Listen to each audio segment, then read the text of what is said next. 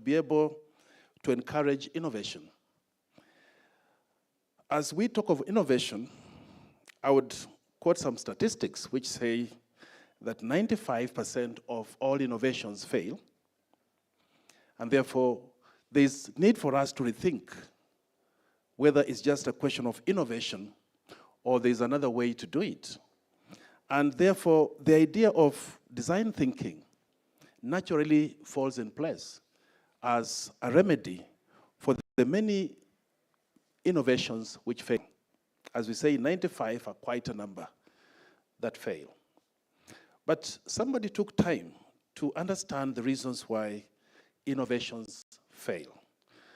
Among the reasons would include innovating products and solutions without a real need. That is to say, come up with a product, hope that it will be useful to somebody, but discover later on once you've innovated that it doesn't help, it doesn't solve a problem. Some other reason why they fail, some of these innovations, once produced, if it's a product or a solution, they lack market because nobody wants to actually buy such a product. The other reason could be that those innovators are not taking time to understand the customer, to take the customer's need into account when developing the product or the solution. They're in a hurry to perhaps come up with an idea, develop the idea, but with very little involvement, or perhaps with very little understanding of the need of the customer. So the product is out, but yet does not address the customer need. Therefore, we lack empathy in some areas. Empathy here meaning that we need to identify with the user of that product that you're innovating. And that's where design thinking comes in. That's where design thinking comes in. Because with the design thinking, you are going to, first of all, understand the problem from the customer's perspective. That's what we say, empathy with the customer. Understand the problem, and then come up with a solution. Indeed, in design thinking, we always think of, first of all, getting clarity of the problem, the empathy of it, understanding the problem. Then you can come up with the idea, ideating the problem, the solution to that problem, through some brainstorming, with that understanding of the real issues that you're trying to address in that problem facing the user of that innovation. Obviously, with innovation, if you're not solving a problem, then you're not innovating. Once you have that idea, then we would hope that you're going to develop the product, the solution, and later on, you'd have to implement the solution. Perhaps having some prototypes, doing some tests, before then you can roll out the product and see whether it's going to address the problem or the challenges of the user of that particular product you've developed. So ladies and gentlemen, I would not want to go into so many issues or discussions about design thinking, because I know seated among us are men and women who have really prepared to be able to address the question of design thinking. So the East African Design Thinking Summit that we are hosting as Riara University is a pioneering event designed to foster innovation, collaboration, and problem solving. The summit is actually designed to inspire those institutions which are going to take part in this summit so that we may have to collaborate together and see what is it we can do to improve our innovation. So this summit aims to create a platform for knowledge sharing, because we have quite a number of institutions here, to promote our understanding of design thinking. Perhaps most of us would wish to get a deeper understanding of it, and to showcase successes. Do we have successes in Africa? Do we have successes in Kenya? And as we talk of successes then, you're asking yourself, have we had innovations which have worked in this country or in Africa? What comes to mind, if I would give an example, whenever I would travel to the rural home, up country, I used to encounter challenges accessing internet. That was a problem. Of course, the internet service providers have a different technology, maybe through fiber, to get it closer to everybody, including the rural areas. But they may not invest as much in those rural areas. But then I came to find that there's somebody who came up with a solution. And this person is Elon Musk. And he came up with what we call Starlink. Now, Starlink does not need that infrastructure that is there currently with our current service provider, that is the internet, Safaricom and the rest. But just requires a very simple tool, some kit, which you just place out there and you have the internet. That is an innovation that has addressed a major problem to the user of internet. And therefore, we're also going to provide insights on how to integrate design thinking in the whole question of innovation. So I would not want to take much time because we are gearing towards listening to our main speakers. But mine, on behalf of Riara University, is to wish you a very productive, engaging, and fruitful session where we're going to exchange ideas, and at the end of it all, it should be a very memorable moment or summit that you take away something out of it. I wish you all the best. Thank you very much.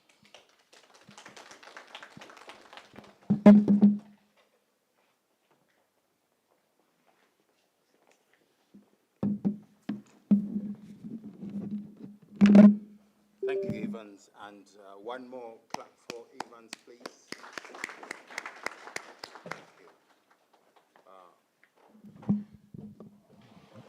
you. Evans talked about the importance of design thinking and the key role of understanding and empathy towards users. And as spoiler alert, he talked about some of the things that we'll be doing at a session later on, thinking about empathy. For our next speaker, Stephen. Recording in progress. We'll be looking at how design thinking can transform education. And this aligns perfectly with Riara's vision of empowering students to think creatively and problem solve effectively. At Riara, one of the things that we tend to do is we look at how that sort of human-centered approach can help universities to prepare graduates for an ever-changing world. But let me begin with introducing Stephen Gethy. Stephen is who leads the School of Business. Since 2018, he has facilitated design thinking training in countries as diverse as Ghana, Senegal, Uganda, and our very own Kenya, and helping organizations, communities, and students to use design thinking to drive innovation. Stephen has worked with initiatives like Yali Africa and the Handong Unit Twin Fellowship, and a senior coach for Impact Week, a leading German nonprofit that fosters creative problem solving through design thinking in developing countries. Stephen's passion is empowering individuals and organizations to embrace design thinking for positive change. I've had a look at what he's going to be talking about. Again, spoiler alert, Stephen will talk about why design thinking is important. And most of all, why it's important for us to reevaluate our notion of design thinking from a transformative tool to a mindset. Over to you, Stephen. Welcome to Stephen as he comes to the podium.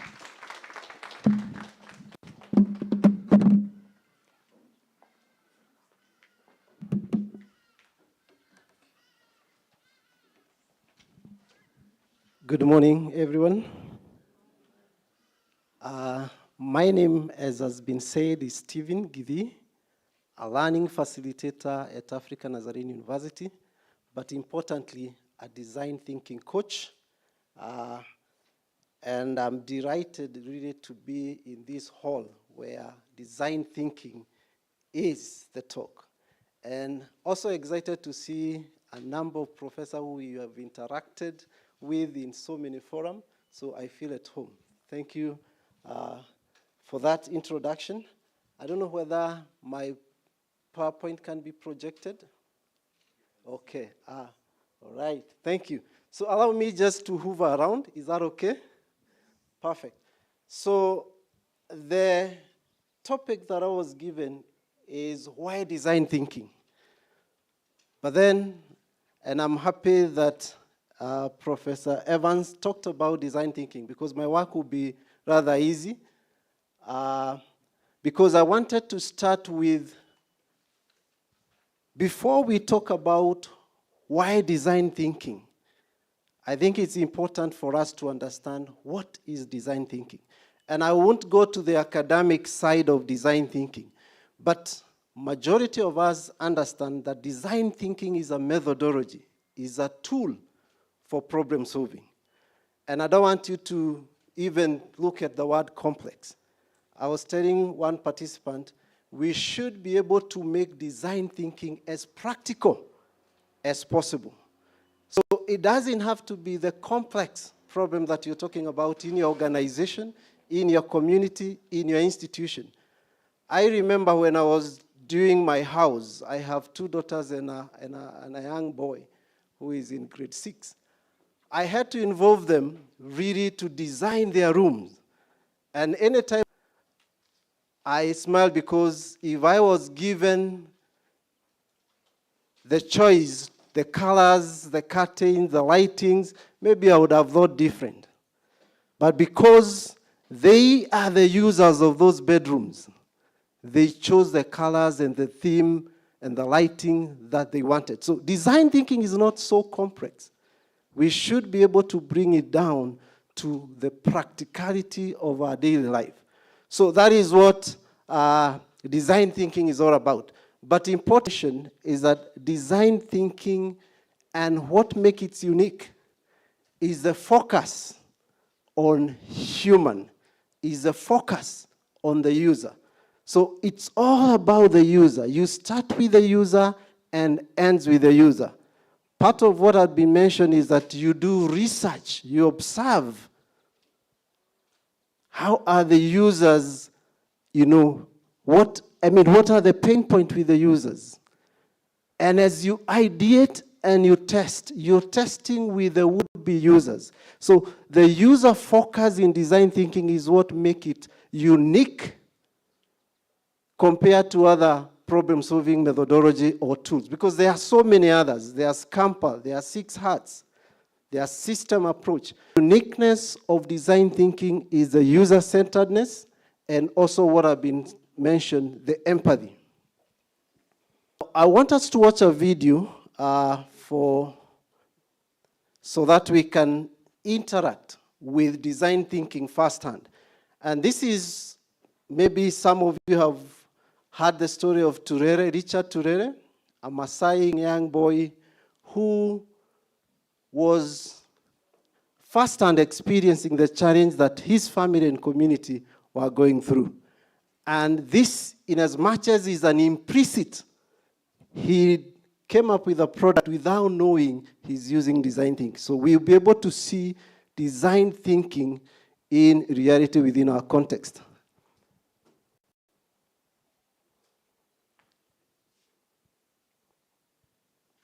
I see the engineers do it. Let's hope it play.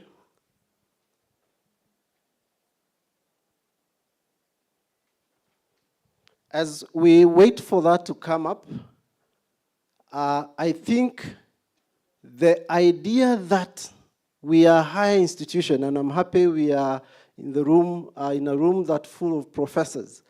The question that we'll be struggling with is how do we infuse design thinking in our higher education institution, okay?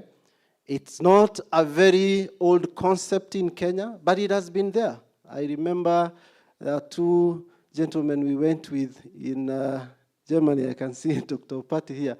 In 2018, when we were going through design thinking. So it has been here.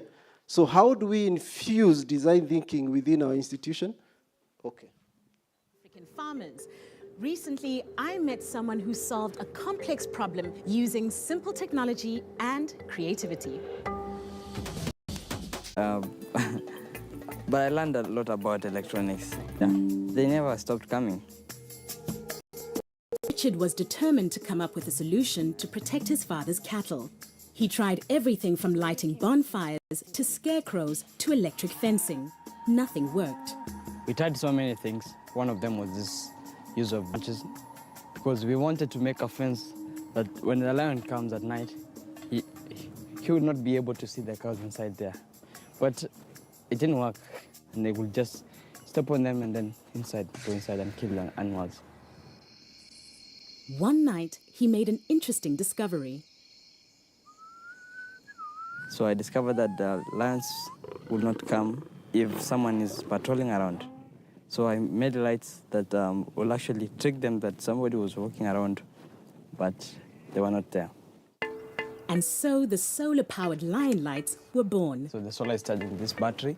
Richard figured out that by connecting LED lights to a solar-powered battery through an indicator from a motorbike, he could make the lights flash, mimicking a patroller's torch. So this is the... Oh, this is one of the lion lights, yeah. Right. This is how the lions get tricked that I'm walking around with the lights. Because normally at night, when you walk with a torch, it looks like it's flashing. Because you're walking, your footsteps are making the lights look like it's flashing. It tricks the lions that you're always patrolling around, and that time you'll be in your bed sleeping. So what did your parents say when they saw that you had put all of this up and that it worked? I think their final word was they were just proud of me. Oh, sure. Yeah. Since installing the first set of lion lights over 2 years ago, Richard's family haven't lost a single cow to lion attacks. And that was only the beginning. News of his invention spread quickly. First his neighbors and then farmers across the country started commissioning Richard to install their own lion lights. Around the same time, a group of conservationists from Wildlife Direct, led by Dr. Paula Kahumbu, were conducting research into lion attacks on homesteads. When they came across Richard's remarkable invention, they put him forward for a scholarship at a top private school in Kenya. With the scholarship secured, Richard then pitched for a coveted spot at the 2013 International TED Talk Conference in California, and won. Thanks. Thank you for that. That's a clear case. And as much as Turere maybe had no idea and the processes of design thinking, that's a local case of an innovation that is able to solve a challenge within the community. If you can go back to the slides. Now, and I know we've talked about the faces, but what is key, whichever the approach you use in design thinking, because there are quite a number of approaches. There is IBM loop, there is D-School pattern. Let's go to the next one. Okay. Yeah. But what is important in design thinking is actually the double diamond. Okay? The double diamond, whichever approach you use, is what is important. The divergent, convergent approach in design thinking. If you think about it, and you can see the arrows, there is a lot of iteration going back. And as I said, this is what makes design thinking rather unique. That you start from a general problem, but then you do research, you observe, okay? And out of that, you develop point of view, how might we, persona, and that gives you an insight of the problem that you're solving and help you to narrow down to specific problem. The case of Turere, he was able to narrow down it is lion, not just any other animal. Lion was the specific enemy here to the family. And out of that, he started ideating. He talked about using branches, okay? He talked about using barbed wire, scarecrow, But the lions were not deterred. So he prototyped, he tried, but he failed in some of those. But eventually, the flickering light is what became the solution for the challenge that he was going through. And that is the specific problem. So in general, the core principles of design thinking, and this has been mentioned, you realize it's about people. You're solving the problem for the people, community, institution. We are all about people. Now, of course, in a setting such as this, an organization, there is a lot of communication. And when we are talking about design thinking in our institution of higher learning, at times we may have a unit talking about communication skill, but the practical bit of it may also be exercised in this. Lot of collaboration. Realize part of the skills that are important today for our learners is to be able to collaborate. Okay? So design thinking is all about that, but the iteration, as I said, is one of the unique things that help in design thinking. The arrows in every section allows you to go way back and restart. Okay? So that is just a framework, that the double diamond in whichever approach, because you can use 4-stage, 6-stage, 5-stage design thinking. But this cut across all those. Now, for higher institutions of learning, for in universities and college, there is ideal graduate that you look, and this is why design thinking is important. There is ideal graduate you're looking for. Riera is talking about nurturing innovators. So you need to map out, or we need to map out then, how is this captured in design thinking? This is Economic World Forum skills set that they're talking about 2025. But when you look at design thinking, we have talked about empathy. We have talked about problem solving. We've talked about innovation. It's key. And actually part of design thinking output is actually to innovate, to come up with something new. We are talking about communication. We are talking about analytical skills. We are talking about critical thinking. All these skills are embedded in design thinking. And how is that done? Remember, design thinking is very practical. I see there are a lot of post-notes in our table, so it's indicative that you'll be doing some practical bit. And that's what design thinking is. In fact, for the longest that I've been facilitating on design thinking, we don't sit down. It's very practical. The result of it is a lot of innovation, a lot of creativity. So when you think about design thinking, it maps up very well with what most of our university ideal graduates are. But again, when you think of it from the industry perspective, and we have corporates here, they will tell us the kind of graduate that they want.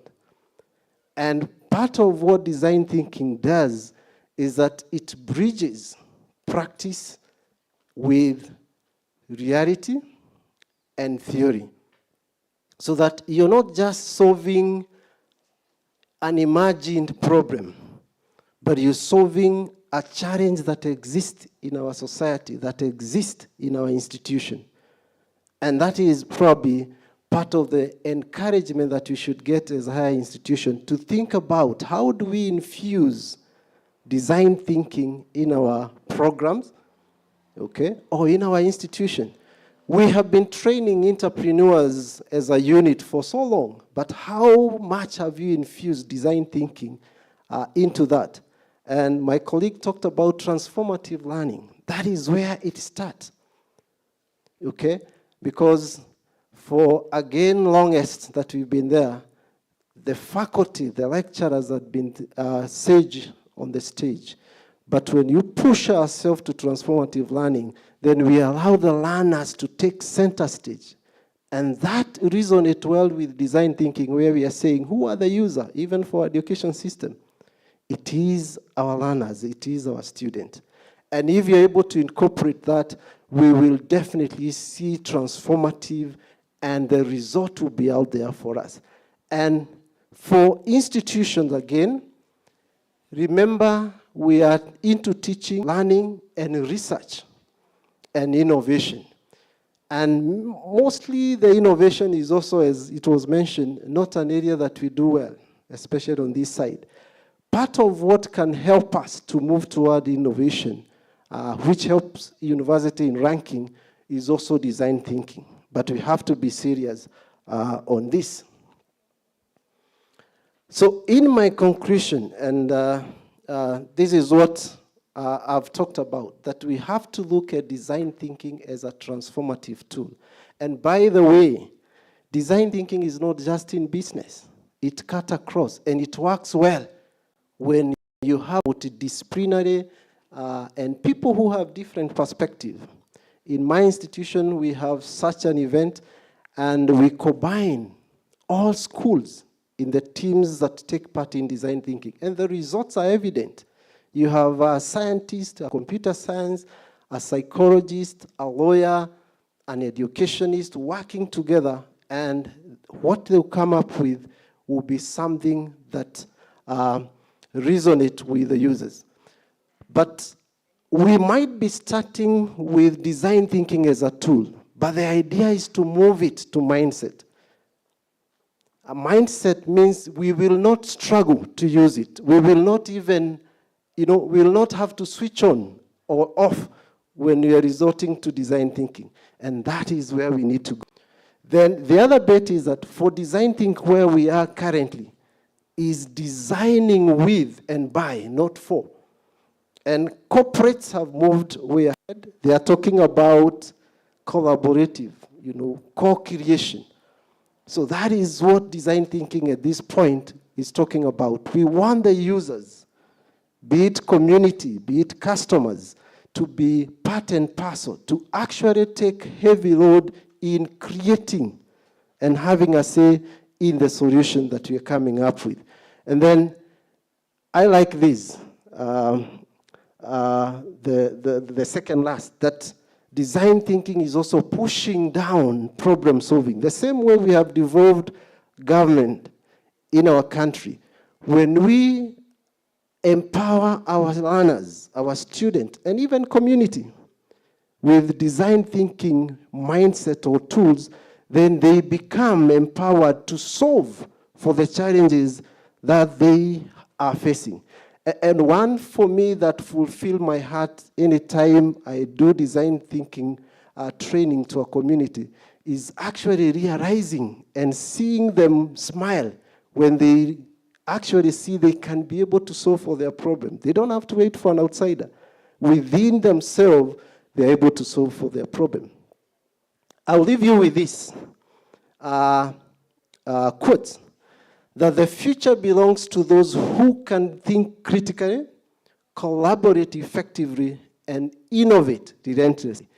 That is so true of institution or corporate. It is so true of us as individuals. So it is not far-fetched. How you as a person are you living toward this? And if as institution, especially higher education, and we know most of us that are in that space, it is not all cozy as we speak. A sector that is going through a lot. But those of us who survive will be embodying this quote. So thank you so much for this opportunity, and I'm delighted to be here, and I'll be looking forward for our engagement further. Thank you.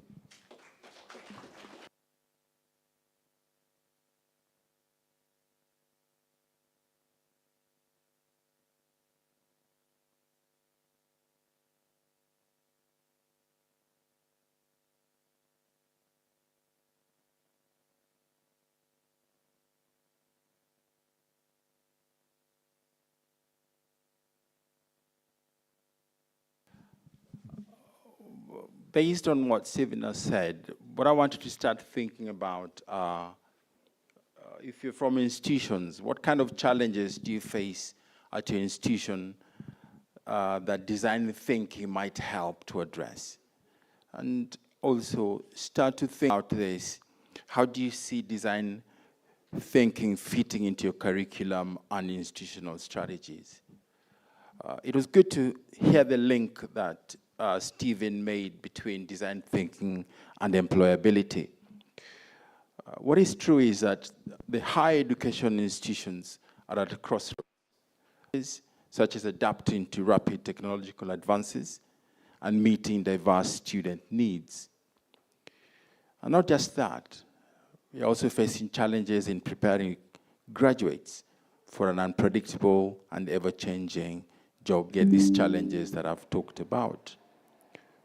What is also true is that at the core of design thinking is about understanding the people we serve, students, faculty, and staff, and using that understanding, as my good friend Evans talked about earlier, to create solutions that truly meet their needs. The Lion Light is a perfect example of that. And for us in our educational context, this means going beyond delivering knowledge. It's about transforming the learning environment, fostering creativity, and equipping students with the skills to thrive in an uncertain future. Something I'm quite happy to note that happens at RIARA as a matter of course. The next session invites us to imagine education through the lens of innovation. And it will challenge us in a way to think about moving away from siloed, and as Stephen has talked about, embracing collaboration. And that's going to be delivered by our keynote speaker, Mr. Moses Okundi. Moses Okundi, as most of you know, is a CIO and CTO at Absa Bank and has a varied work history, having passed through as CIO of Vodafone Ghana. Passing by Safaricom as well. Moses has a strong background in information technology and digital transformation, with a vast wealth of knowledge in leveraging technology for business growth and innovation. And he will share with us some valuable insights drawn from this wealth of experience as he bridges the worlds of education and industry, and showing us how design thinking can catalyze meaningful change. Without much further ado, may I welcome Moses up to the stage. Thank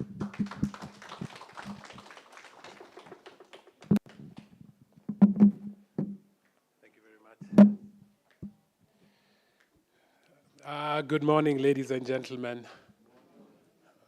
Thank you very much for that introduction, Professor Chris. And thank you to RIARA University. I'm very happy to be here today for the Kenya Innovation Week.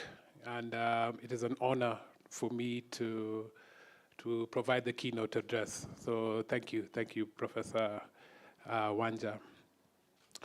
I've really enjoyed listening to the previous speakers, and essentially, with regards to the introduction, they've really done the introduction of what I perceive as design thinking. And I think for me, what has worked over and over again is that word empathy.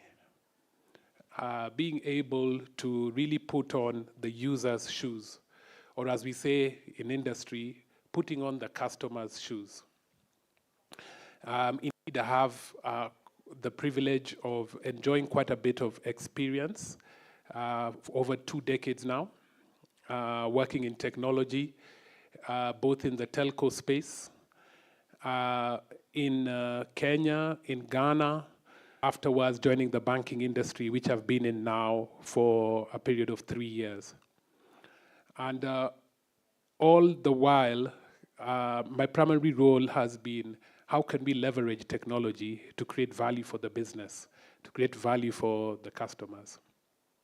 And technology provides a useful utility or intersection to create or launch innovation. And what we've seen is that in the world of academia, having gone through tech learning, standards, being trained around standards and getting certifications, and then coming into industry where you pursue additional certifications and you specialize, and you end up with people in an organization who we typically refer to as subject matter experts. And being humans, it is the allure of developing an arrogant stance, so to speak, or being predisposed to assuming what you think is right for the customer becomes a very easy trap to fall into. And what I found in my experience is design thinking then becomes a fundamental or a vital anchor to keep all of us honest, those who are in the know in our various areas of expertise, to keep us honest and to keep us humble and to keep us attentive to the customer. And hence, that word empathy is a word that I cherish very much, and I think it is, the cornerstone or the key to success in creating business value. And so I request if you could kindly queue up the slides. I put up a few slides just to help share my thought process. And then ultimately, I'll give you some examples, or I'll share with you some examples of what has worked well for the organizations I've been in, and have worked well for me in my career. Next slide, please. So what is design thinking? I think there are multiple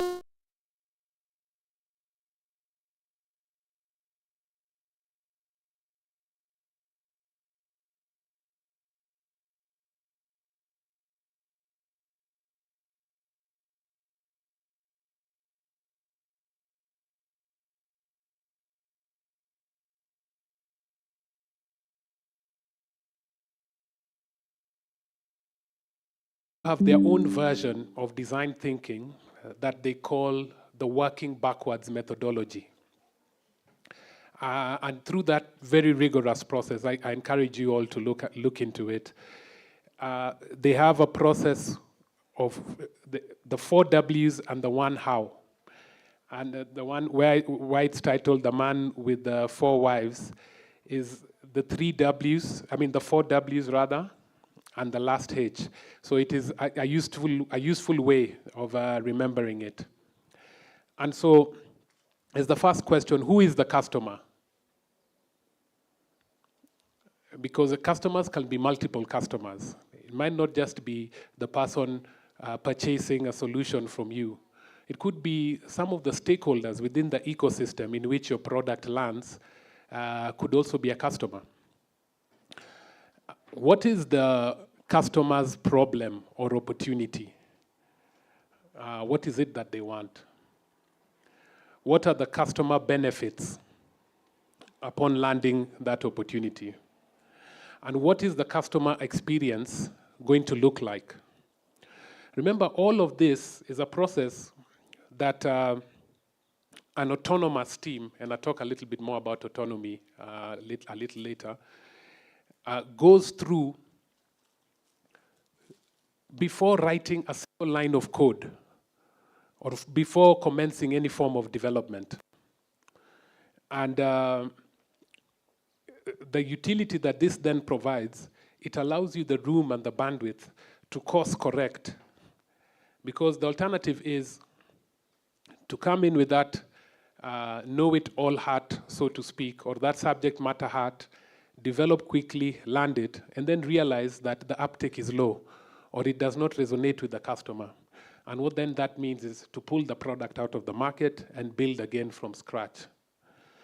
The previous speaker, Steve, talked about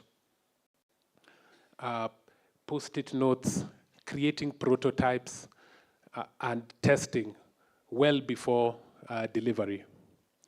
And then lastly, as you test and you validate, how do we know the customer is happy with what we are offering? What are those measurements? What is the criteria that we are going to be tracking to know that we are getting the feedback that we want or not? Next slide, please. And hence, the cycle. And this cycle, for me, is iterative and is never ending, because the opportunity to improve, to course correct, to add additional features, you can only enjoy that opportunity if you make the process iterative and you continue again and again and again. Next slide, please. And so what is the immediate user benefit? Or what are the outcomes, rather? In that process of or empathy to engage with the customers, understand what their problem is, ask the questions, you get an opportunity to prioritize what is relevant for the customer right from the onset. And so what that means is, at the point of landing, at the point where you decide, okay, what is my CVP? What is my customer value proposition number one? Or what is my minimum lovable product? You land something that is relevant to the customer immediately. Shorter time to release. Why is the shorter time to release? Is that because you have gone through a rigorous, iterative discovery process, empathetic, engaging the customer from the onset, then it means that by the time you land your CVP, you have a solid foundation. And any additional feature going forward will then be an add-on or a plug-in to an already existing foundation. I like to think of it as Lego blocks. Significant piece of Lego. You start with a fundamental foundation, and then you build on top of it and upon it. And once you have that in place, then it gives you a very good opportunity to achieve shorter times to release. Shorter project duration as well, because once you land the foundation, then you have a platform upon which you can carry on. This is a key one because CIOs, we are constantly under the radar with regards to how we are spending money in the institutions that we work for. And this approach, the design thinking approach, gives us the opportunity to avoid huge or catastrophic failure. Don't get me wrong, we do not discourage failure. In fact, we really like failure. What we try to do is to create a safe zone or a failure zone where the failure cannot have a broad or a wide enough impact, allowing us room to course correct quickly without too much of an adverse impact. And that iterative process then gives you that opportunity, because within it you have what we call a sandbox, your test environment, you have your cohort that you're working with to test, correct, validate, and you're able to course correct in good time before it's too late. Imagine the alternative where you've gone through a process and delivered something monolithic out for customers to interact with, and then it experiences challenges, and the cost is to rework everything from scratch. Then because you did not employ design thinking, you're more exposed to running a huge cost and a huge challenge. And then lastly is the long-term sustained user benefit. Because you're iterative and you're constantly engaging with the customer feels part and parcel of the solution that has been delivered. And you maintain that relationship through constant engagement and constant iteration. That's my last slide. I think what I'll try to do is perhaps give you some practical examples from my experience and what we have learned and what we have seen through employing design thinking. So I work at Absa Bank, and it's a bank. Our banking license has been in existence for approximately 117 years. The regulation of the banking industry has also been in existence for a very long time. And within my area of operation or execution, I have subject matter experts around compliance, around legal, around banking regulation, around technology itself, and how technology standards should operate, just by way of example. And we often say that we are in the business of risk management because funds and money is very emotive. And that being the case, then, we have the banking that we have in place that offers you your lending, such as mortgages, which requires a process. You do the collateral, and we execute the collateral, and ultimately you get your mortgage. But then we thought to ourselves, what other opportunity can we explore? How can we serve customers who might have a different need, who perhaps may have a short-term need? And living in Kenya, or in the African context, we are typically very communal, and we come to each other's help and aid at every turn. So typically, people require access to short-term credit or even small values of credit, and almost instantaneously. And sometimes, looking at the various businesses, you might have somebody who runs an Uber, for example, and he or she may require an instant credit in order to facilitate himself to buy fuel, to do a trip, pay back that credit, buy fuel again, using a short-term credit to take that trip. And how did we discover this? We discovered this through creating an autonomous group where there is no leader. Everyone is equal in that organization. No one comes in with a hierarchy to then dictate how things should work, but an autonomous, leaderless group, so to speak, that incorporated customers as well. And in engaging with customers, we realized that there is an opportunity outside the realms of traditional banking that we could come up with to facilitate and support customers on their real-time needs. And that's when we came up with what we call the digital wallet. Today, it's the brand name of the platform is Timiza. Timiza today is more than 500 million shillings business, and serving customers' needs, providing lending, short-term lending. We've gone to long-term lending to the extent of 1 year. We offer loans as small as 1,000 shillings. Savings as well, target savings, short-term savings. Offers insurance, personal accident, as well as last expense, which is very rare, that they could not send SMS or they could not do data.